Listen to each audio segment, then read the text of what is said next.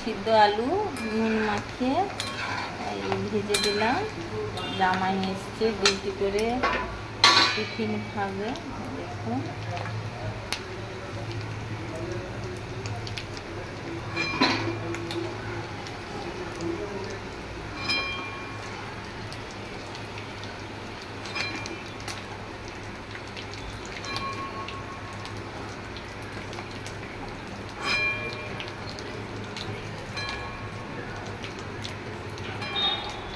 এই যে আলু ভাজা হয়ে গেল। আর এই আলু ফিঙ্গার বলে, কিন্তু এই আলুগুলো ছোটো বলে একটু চাড়া চাড়া হয়েছে, কিন্তু এরকম মোটা রাখতে হয়।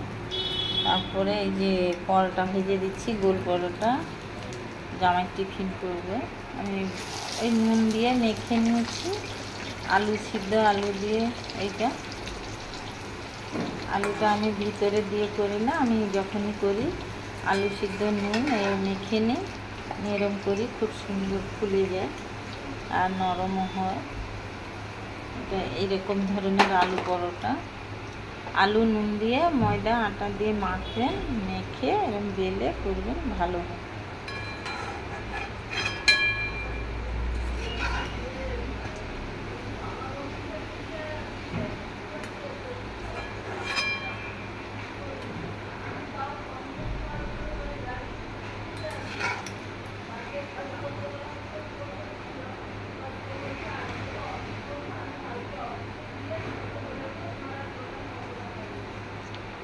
এই দেখুন কত সুন্দর, এরকম করে করবেন।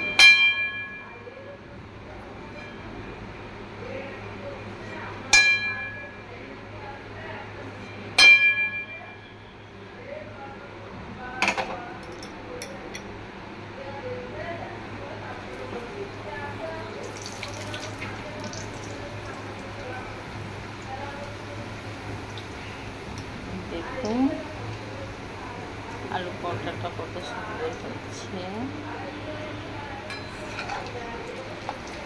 দেখতে কিছুটা কি বলবো বড় বড় কচুরির মতো, আবার আলু পরোটা খুব সুন্দর লাগে। আর একটা নতুন ধরনের রেসিপি, আর এটা খুব নরমও হয়।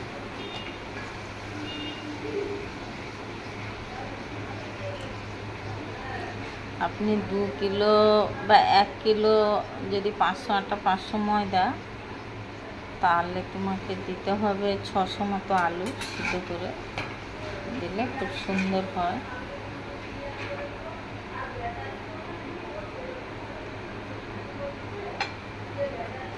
এই দেখুন দারুণ।